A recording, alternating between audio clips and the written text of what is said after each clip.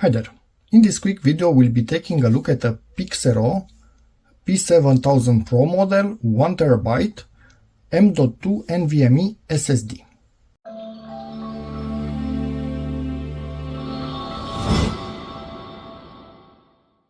First thing that I want to do, to be easier to get a reading on all the data on the packaging, I will get rid of the shiny seal on it, looking much better without the reflections from the protection. And this will have a read speed up to 7000 megabytes per second. I still remember the days when read speed was in single megabytes. So yeah, a bit long ago actually. So these are all the info. It's an M key, 3D NAND flash. This is the size of it, so 2280, from minus 40 degrees Celsius to plus 85 Celsius. In storage, obviously, and operating, it doesn't like negative temperatures, and it can go up to 70 degrees Celsius without sustaining any damage. A bit more info right here, and from the manufacturer, if you want to read it, feel free to pause at any time. This is a PCIe Gen 4x4, so quite a fast drive, and let's get inside the box.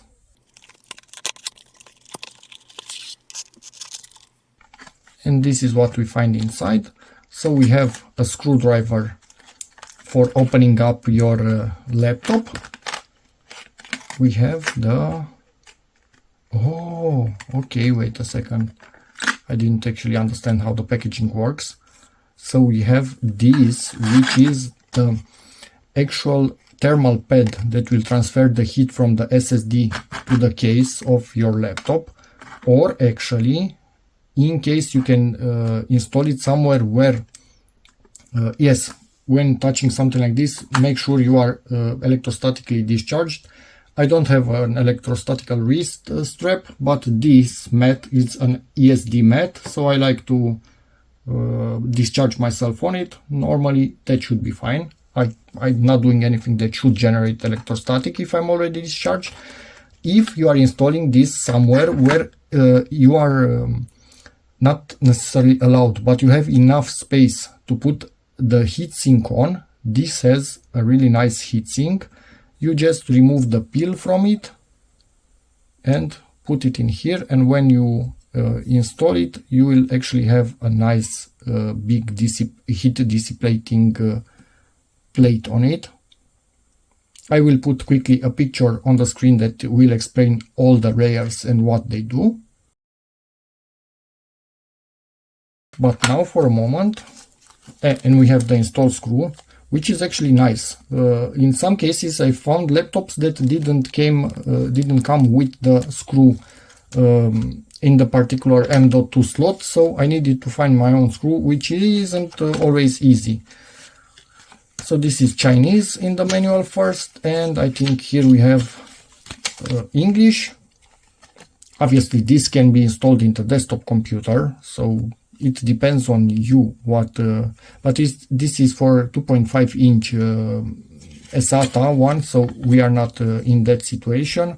We are for, no, not MSATA, we are in M.2 situation right here, and you can see here one that has an actual thicker aluminum heatsink, but that wouldn't fit in a slim laptop for sure, so no chance of that. A bit more information. Feel free to pause at absolutely any time to read this.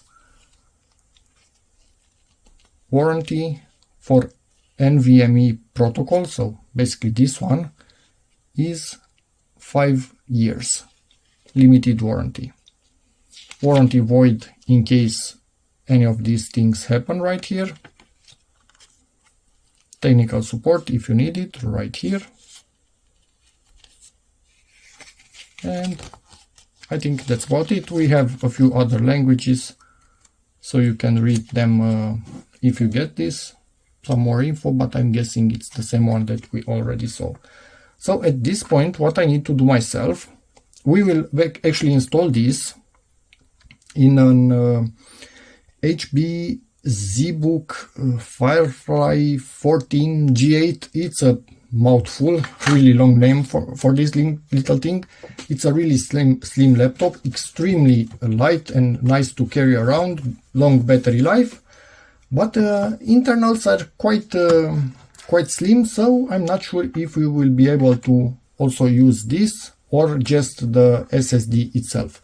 But again, if you have enough room, this will help dissipate the heat quite a bit. You install this on the SSD itself, and then you come with this on top if it can actually dissipate even further depending on your setup.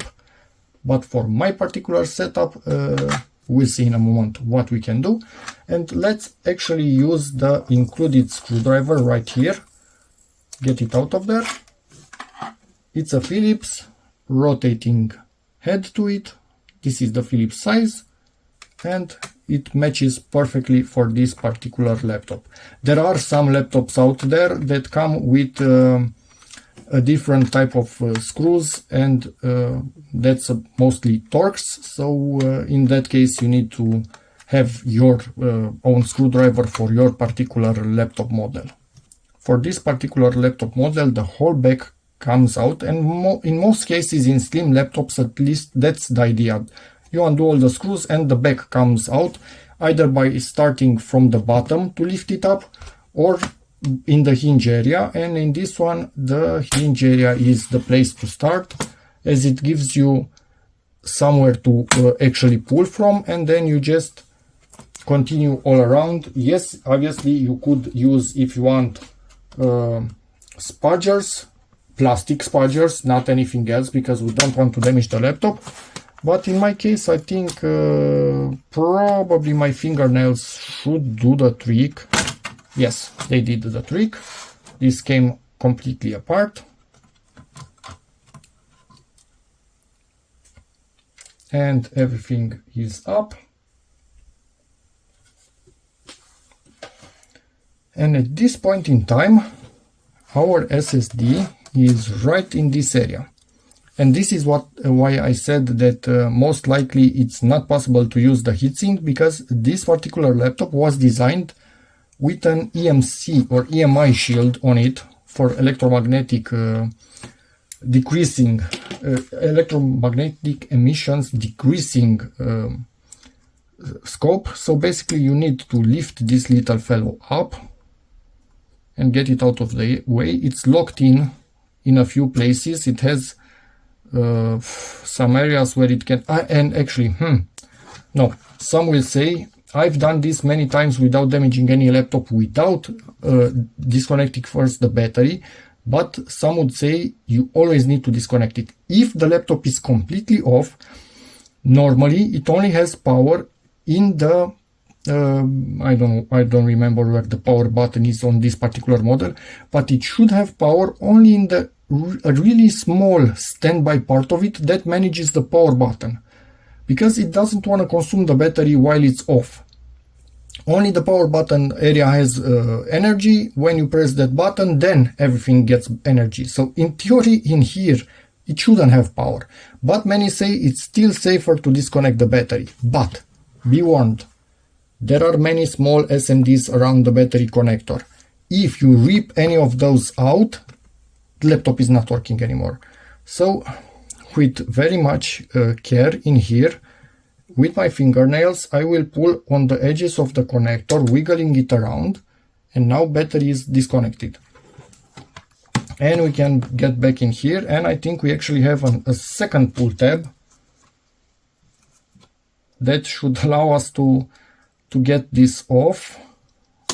Yeah, and it is finally coming off.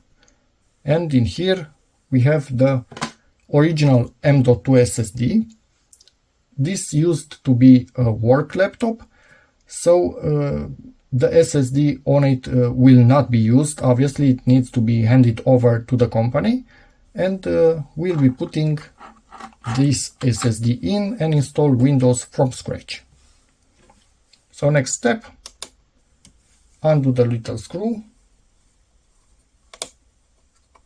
In this case we do have the little screw, but as I said, sometimes there's a second M.2 slot available, but without preparation in terms of a little screw. So if you don't have one, it's really nice that they did provide one for you. For us, we will just reuse the one that we have. So old SSD is out. I'm going to get it out of the way and put it carefully in its position. And now the new M.2 coming in, same key as the old one, so it fits perfectly. Insert it at an angle easily, make sure it goes in all the way.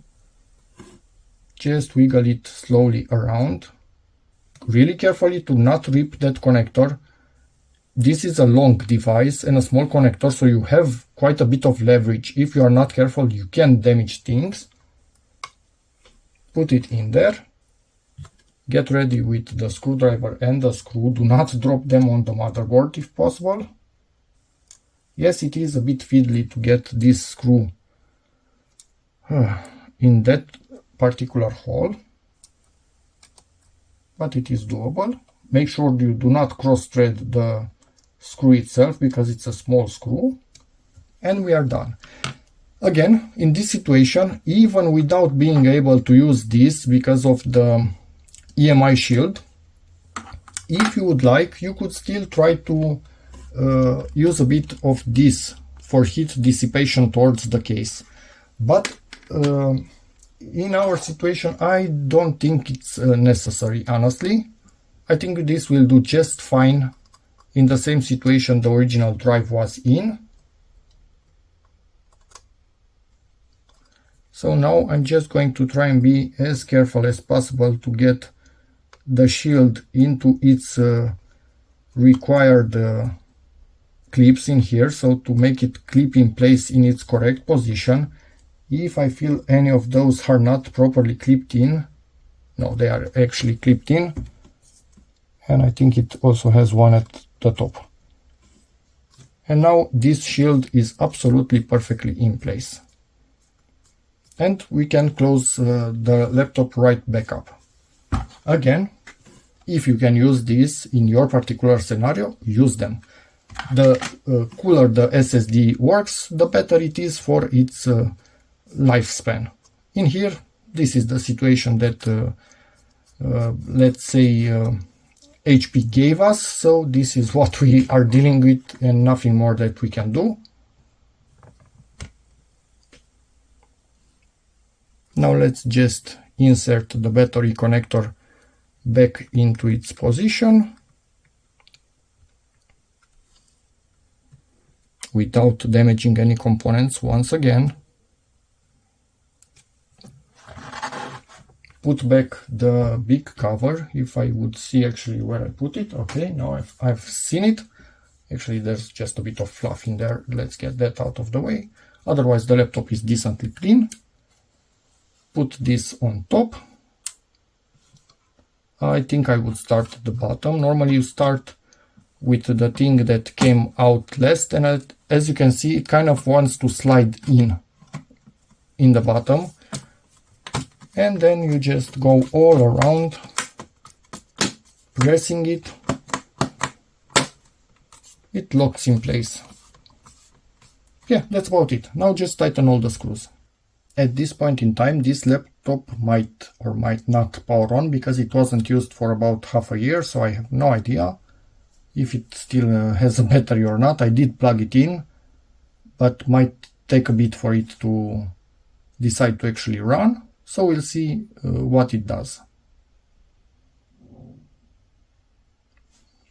And please install an operating system.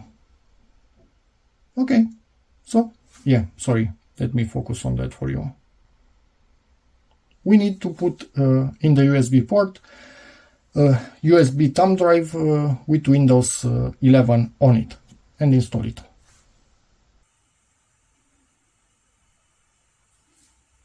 Ta-da-da-da! And now, first thing that I want to do is go to Computer Management.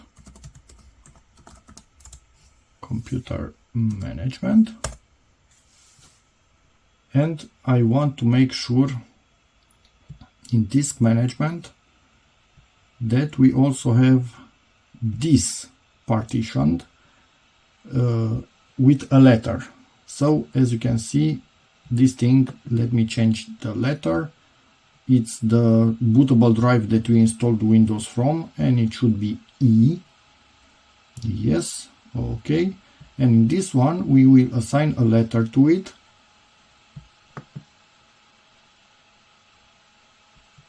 Add a letter, and this is now going to be D. So we have the Windows drive, which is C, and D, which is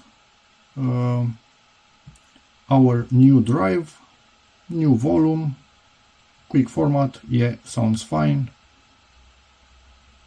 BitLocker encrypted.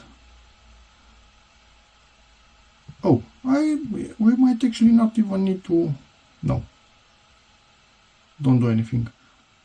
It might actually have. Yeah, it's directly usable.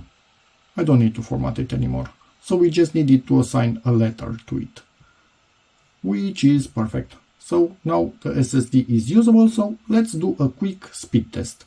And obviously eject the thumb drive, because we finished what we needed to do and installed Windows. I downloaded Crystal Disk Mark. We will run a test on D drive, and let's see what we get. And we have our test result, which is quite impressive, but it's not this. And for a split second I was wondering, then I realized this laptop actually does not have PCIe Gen 4. It has Gen 3 most likely. So let me show you what speeds for Gen 3 are. So we are right here, 3.0 or 3.1 times 4 gigabytes. That's what we are pushing, and the SSD can do this. So we can use about half the speed it can do. But there's another thing. We are using most of these things, so we are not getting sequential maximum, but these things are really high, and that's really good for the snappiness of the system. And what I mean by that, this SSD has really good reviews on Amazon. This is one of them, and a speed test of somebody who has a laptop that can actually do PCI Express 4x4 speeds. And as you can see here, we are not reaching maximum sequential reads and writes. We are reaching about half of the speed, which is absolutely normal, but we are almost reaching the random ones.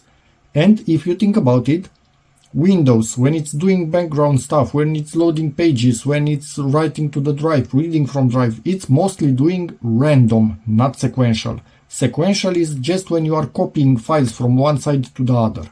And if you are copying more than one file at a time, it might actually go to random in some situations, depending on file size. So this actually is really fast, even for a bit older laptops like this one, and improves the usability quite a lot. And just a random boot speed test. So I will press this button,